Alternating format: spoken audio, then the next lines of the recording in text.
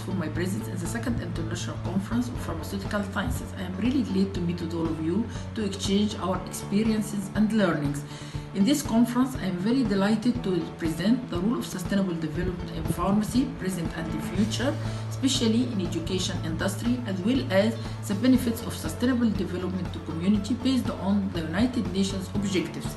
My goal was started in 2016 through my book, Green Pharmacy Education.